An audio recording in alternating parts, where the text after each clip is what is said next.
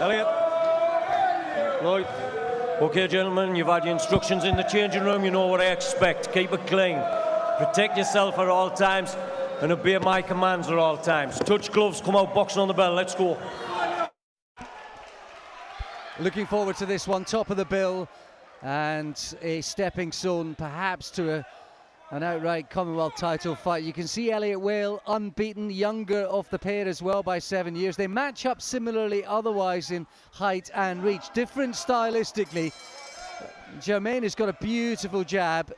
Question is, can he keep Whale off him? Whale gives you chances, but he punches right through the target. And Barry Jones, you've seen quite a bit of him from ringside. Yeah, he's always been really, really impressive. The composure he has.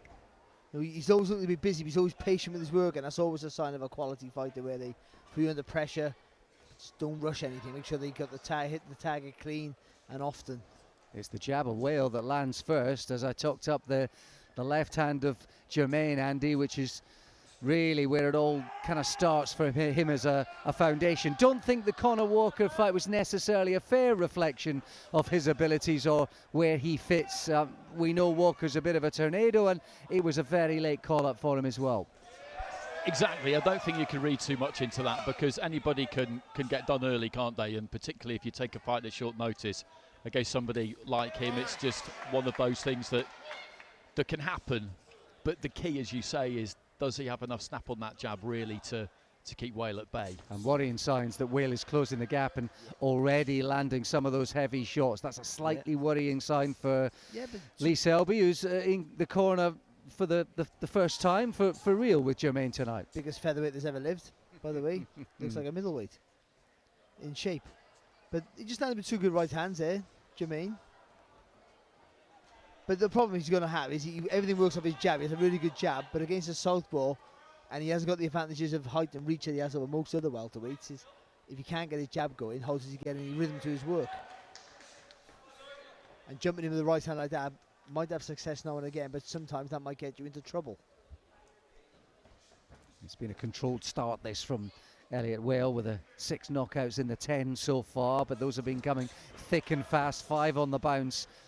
Backhand his shot, though the body shots have been a key weapon for him recently. There's one whipped in there, just a suggestion for the referee to keep them up. That's a good jab there from Whale. Didn't look like there was a lot on it, because he steps with it, there's a bit of weight in that shot. That's good work. Oh, little exchange there. Just looked like maybe Germain came off worse, but starting to get some of his own shots, building a bit of confidence at the end of the round. Yeah, he landed a lovely little combination there, Germain. Then he tried to jump on Whale, but I think he got himself into trouble there.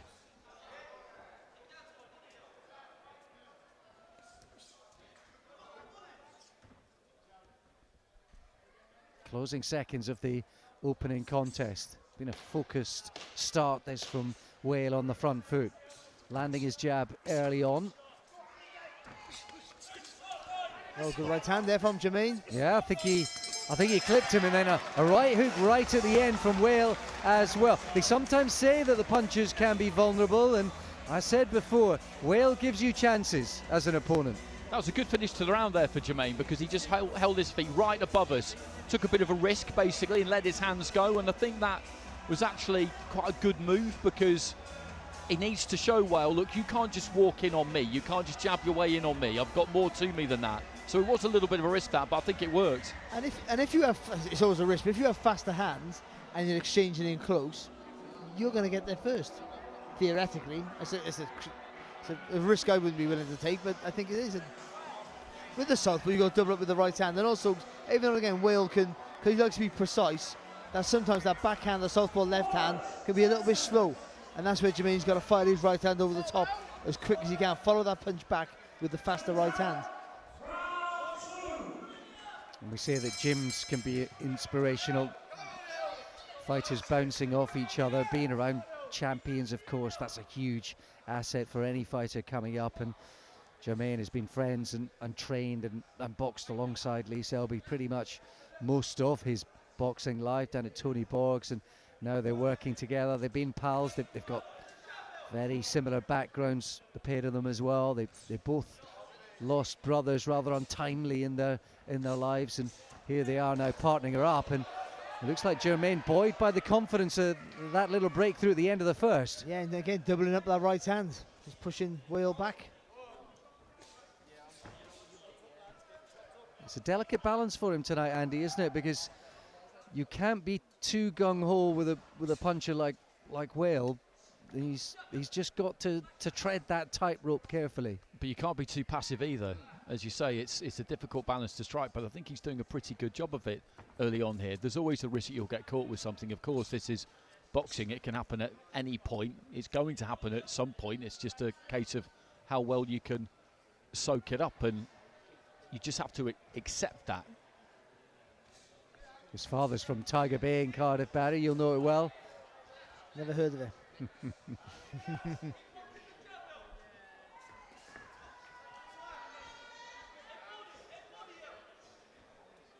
Will just stalking him, isn't he? Just trying to make him work hard. Showing a bit of patience. Still going to try and land something on the target here though, Will. That's a good shot. Heavy jab from Will, and again, but there are going to be counter opportunities for Germain. Clip by the left hand. He felt that, didn't he? Just see his legs stiffen just ever so slightly there. Germain from Wales, nice little straight left hand. It's the concentration has to be on point. He just found the distance for that perfectly, didn't he? Just gave a little bit of ground and caught him as he was coming forward. It's a good jab again there from Whale. Oh, both punching together. Wicked right hook. And amazingly didn't go down. Stuttered as though he was, touchdown and given the count. That was a wicked hook. And how is he shaking the effects of that off? He's got just under 30 seconds to get through this second round now. Yeah, that was a hard shock that. I don't think he's fully recovered because he didn't go down. He didn't have that little extra bit of rest. All over him again, Will. And there's a couple of uppercuts to the body with the left hand. And a heavy, heavy presence now. More body shots. 10 seconds to go in this round. He's trying to fight fire with fire, Germain. And he's wobbled there by what was a jab come lead right hand. He goes down. The bell has gone. So if he can get up, he looks like he will be saved by the bell. He's saving it to the end. My goodness me. My goodness me. He used up every single second.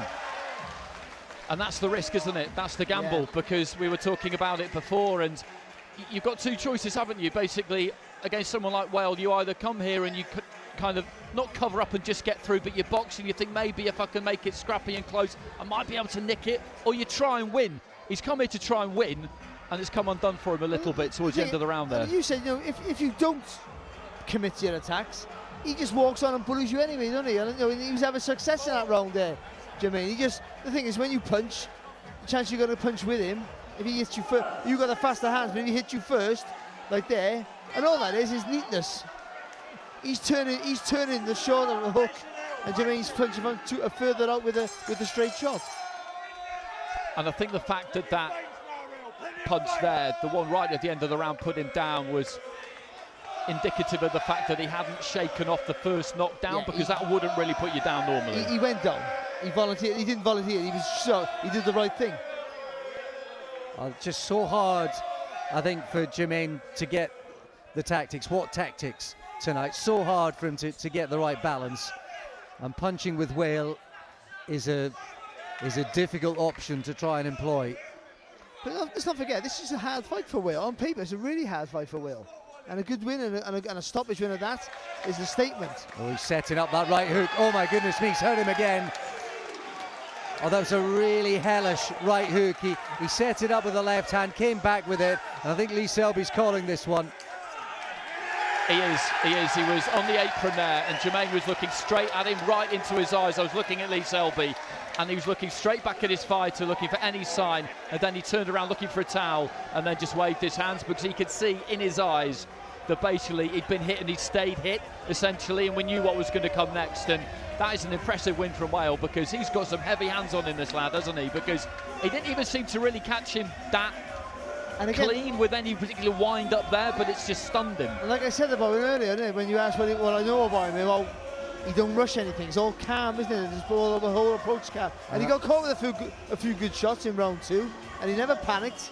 Just waited his turn. There was a little gap. He threw it, but after getting knocked down so late in the last round and having to go back to the corner, he's not enough time to recover. And he knew well. Just all I got to do is just wait for him to throw a shot and throw with him.